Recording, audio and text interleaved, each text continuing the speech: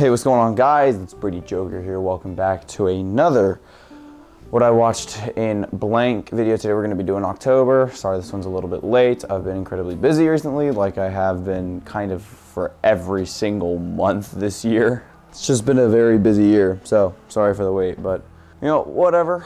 We're going to be ranking October. This was actually a pretty big month compared to some of the other ones recently where I've been watching like less than 15 per month. This one actually had at least 20. I think it had exactly 20. And a ton of them are rewatches. So the rewatch section's actually going to be a bit bigger this time, but yeah. We're going to start out with the new movies. So yeah, let's get to that. Alrighty, coming in last place is the Nightmare on Elm Street remake. Spoiler, I have watched all of the Nightmare on Elm Street movies and I will be making a ranking video on them. So for this video, I'm not going to be talking about them because I want to save all my thoughts and opinions on this pile of trash for that ranking video, and I can't wait to tear it apart. But yeah. And next up is Freddy's Dead, The Final Nightmare. This is another Nightmare on Elm Street movie. This is number 6. And wow, 2 half stars in one series. Halloween wasn't even that bad, but whatever. At number 9 is Nightmare on Elm Street Part 5, The Dream Child. God-awful, stupid premise, stupid plot, stupid everything. Moving on. Number 8, Terrifier 2. Oh God, this movie was so bad. I've seen the first one like a long time ago, like back when it not when it first came out, but a couple of years ago I watched the first and I was like, oh, that's not the worst thing I've ever seen. And then I just watched this one because of the third one that came out. And I was like, wow, this is actually the worst thing I've ever seen. Actually, it's not even bottom 3 of the month. Wow, this was a bad month. Good Lord, I had some miserable watches. To the jerk off editing this, I hate you because you made this thing like 2 hours and 20 minutes and I felt like death for the last 45 minutes. Like I literally paused the movie thinking I had maybe 15, 20 minutes left and I had 45 minutes and I nearly had an aneurysm. Oh my God. And other than that, I think kind of the creep and kind of menacing, sinister factor from the first movie, which is probably the only good thing about the first movie, is I think Art actually has some decently creepy moments in the first movie, is completely lost in this one. I think he takes on the comedy way too much. And also his OD-ness, like dude goes OD for no reason to the point where it becomes unrealistic, namely the bedroom scene. Like that's so OD. Like it's gross, duh, but it's like bro, like what are you doing? I think the realism in the first one is why it works the best. But this one was just not good. Good things about it, I liked Jonathan and Sienna. Almost forgot her name, but Jonathan and Sienna, good pair. She's a good final girl. I mean, she's no Sydney Prescott, but you know, she's decent. But yeah, man, all around, I was pretty miserable. Bumped this movie. Yeah, next is Joker, for whatever the frickin' subtext is. Joker 2. God. I said I was gonna make a video review about this movie. I just didn't have the heart to. I could still do it, but I don't have it in me to like bring myself to make that video because it's like, why would I waste my words on this pile of garbage? It's bad. It's God, I feel like I watched this forever ago and it was, wow. Good Lord, time's moving by really slow recently. Yeah, no, it's terrible. They completely ruined the character of Arthur Fleck / Joker. Lady Gaga does little to nothing in this movie, to be honest. It's like they're like, you can sing. Musical. Musical numbers do absolutely nothing for the plot. And the ending is, as everyone is saying, one of the worst endings I have ever seen in a film ever. I mean, there are a couple good scenes sprinkled in here, and I think the film looks stunning. And the acting here, while I think the writing is incredibly poor, I think the acting here is engaging enough to make it not a miserable watch. Because I never really found myself bored of the movie, which I know a lot of people are saying they were bored. I personally wasn't. I was just more disappointed by the horrendous writing of the film. But yeah, that's that's pretty much all I have to say about this dumpster fire.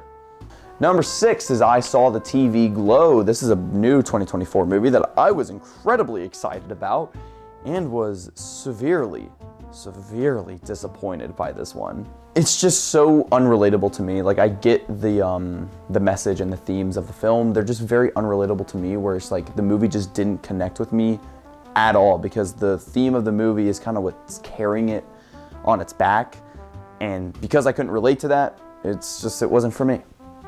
Which is kind of disappointing, because I typically really like these kind of weird A24 movies. I kind of like the style of these most of the time, but this one just didn't do a lot for me personally. I found the characters to be pretty bleak, the acting was decent, but it was all around just a fine movie.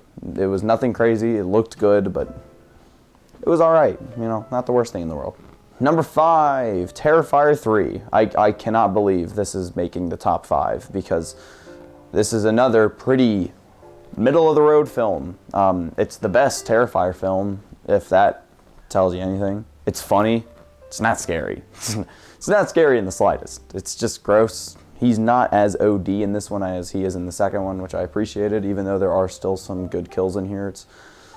It's less fantastical.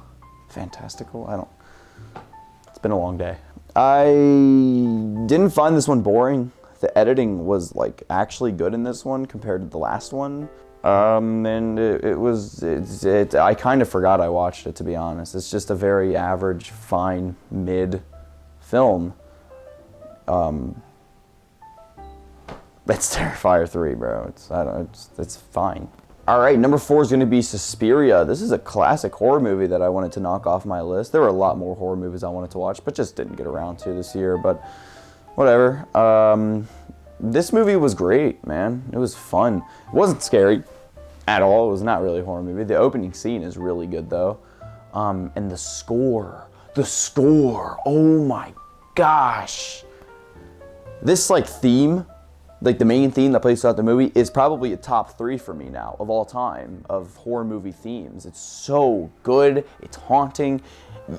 It's head bumping. It's straight fire, to be honest.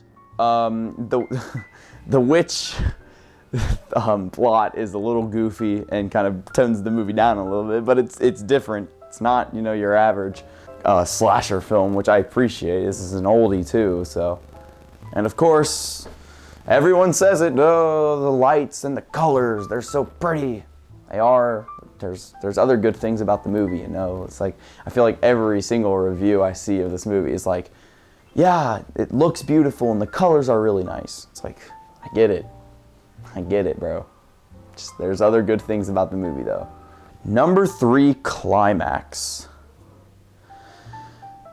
Wow. A bizarre movie. Was this A24? I can't remember if this was A24. It wouldn't surprise me if it was. And this is what I was talking about. I usually like these weird A24 movies. If this was A24, there you go. Yeah, I like this style of film. But good Lord, was I not... I went into this completely blind, and if you don't know anything about the movie, I recommend doing the same, because it made the viewing experience 10 times better. Because there's a couple just 20-minute dance scenes of them just dancing and looking into the camera in one take, and it's amazing. And the conversations feel so real, and then when everything turns into a nightmare, it fills you with some of the most anxiety I've ever felt while watching a film. There's a scene in this movie that is not that graphic, it's not that gory, but it made me cringe and wince harder than anything in any of the Terrifier movies. And that's what I'm talking about. That is called good filmmaking.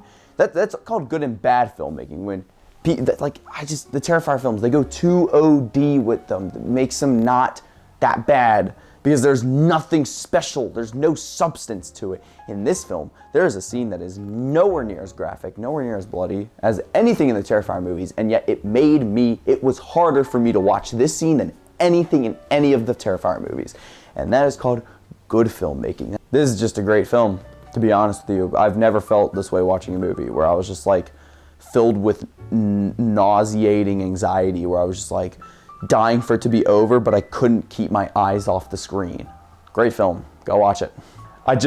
Number 2 is Stop Making Sense. I swear to God, I did not mean for that to happen with the Talking Heads vinyl. I did not mean to do that. I totally forgot I watched this month, and then these were just the vinyls that were already up here. And I was like, well, I just realized as I was like about to hit record, I was like, oh my God, Remaining Light's right there. And I'm about to talk about their live show. Oh my gosh. But yeah, it's pure euphoric. It's joy. It's beautiful. This is one of the best looking concert films I've ever seen. I've only seen one, and it's this one. But it's gorgeous. The way it's shot is so creative with its angles and the lighting for some of the songs, with the tones that the songs give. It's really good. It creates this very certain atmosphere that is like so nice. And again, it's David Byrne being a goofball. How do you not love him?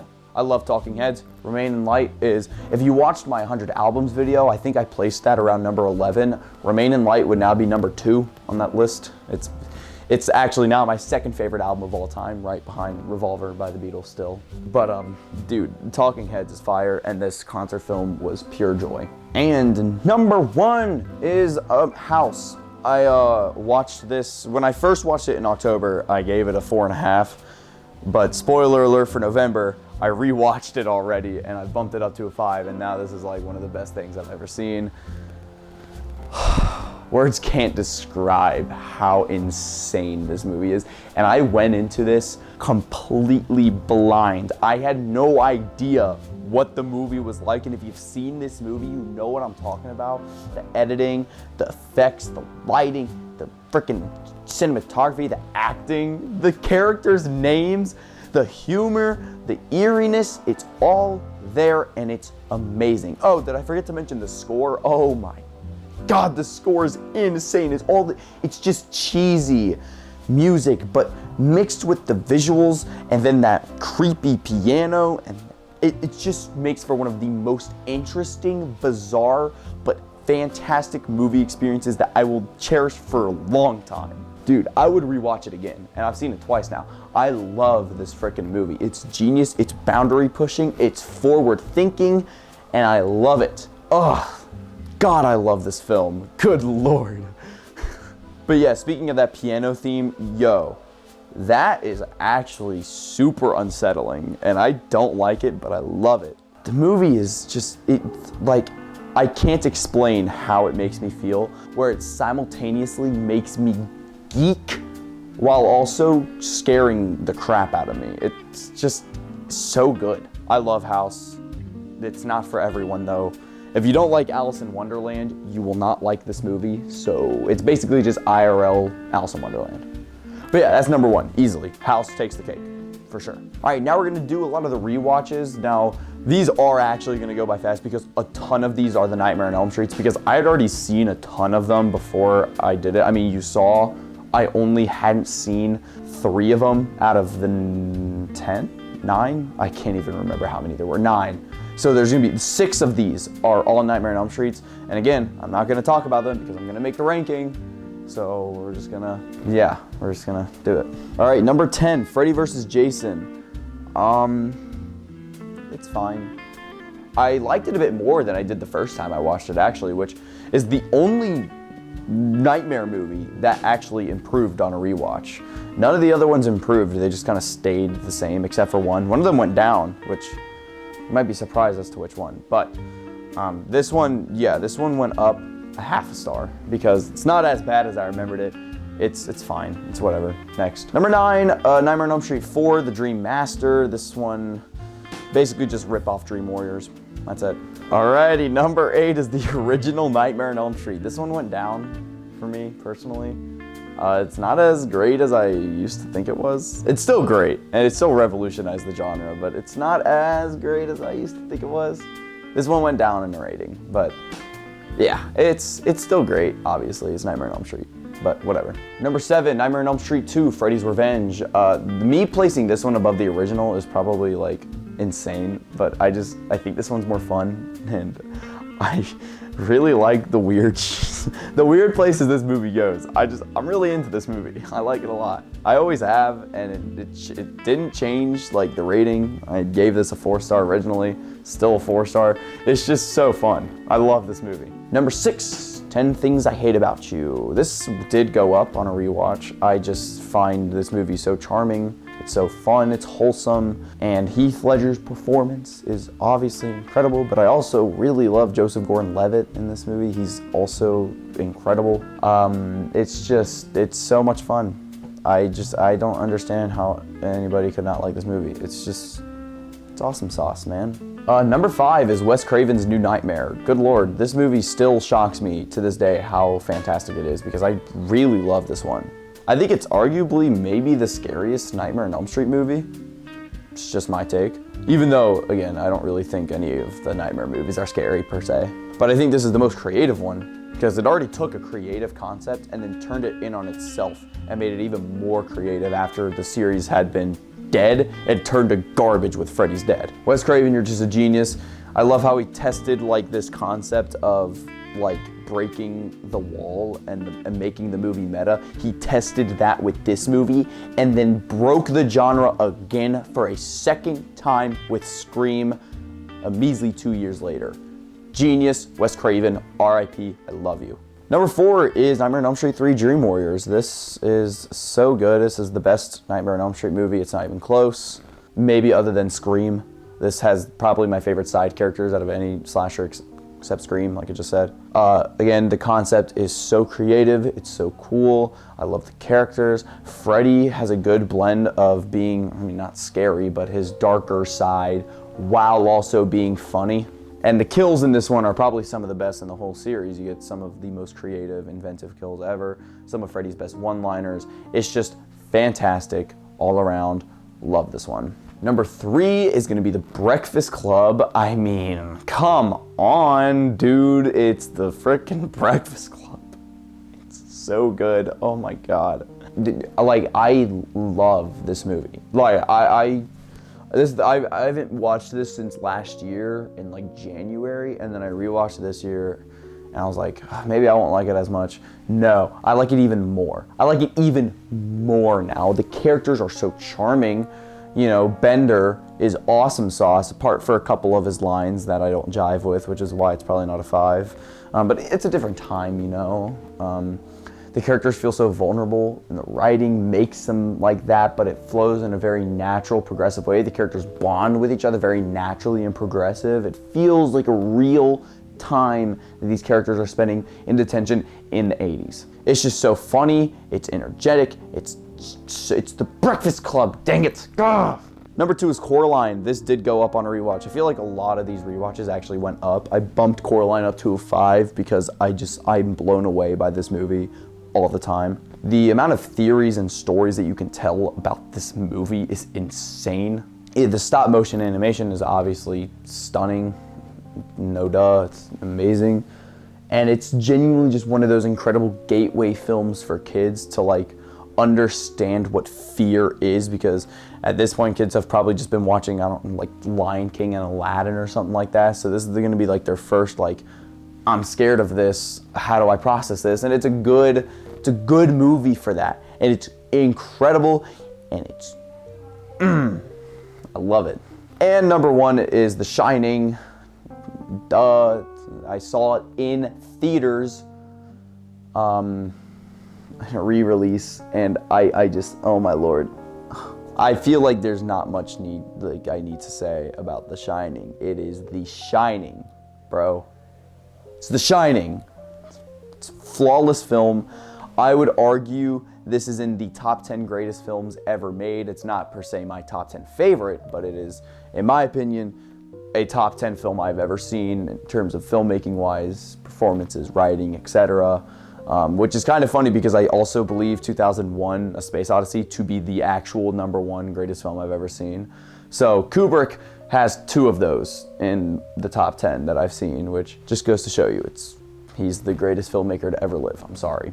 I made that claim over a year ago when I watched all of his films. He was the very first director I watched all of his movies for, and I claimed him to be my favorite filmmaker, and I was like, you know, maybe when I start watching more, that'll change. Nope, and I've seen many directors now, full filmography. I've seen a ton of them. Not as many as I'd like, but I've seen a ton of them. And even if the ones I haven't finished, I've still seen a decent number of their movies. And you know what? Kubrick, he's still number one. He's still number one. No one did it like Kubrick, and no one will do it like Kubrick. Genius. Yeah, sorry this one was a bit longer than I anticipated, but that's what I watched in October ranked. I wasn't expecting this one to be so long, but it's just, you know, it is nice, you know, talking about films to you guys. But yeah, stay tuned for the Nightmare on Elm Street full in-depth ranking. I know I basically just spoiled the entire ranking here, but whatever, it's still fun. Watch the ranking video so you can get my in-depth thoughts on each film. So yeah, that's what I watched in October ranked. I hope you guys have a great rest of your day, evening, or night, whenever you're watching this. And subscribe if you want to, I really don't care. And I'll see you guys in the next one. See ya.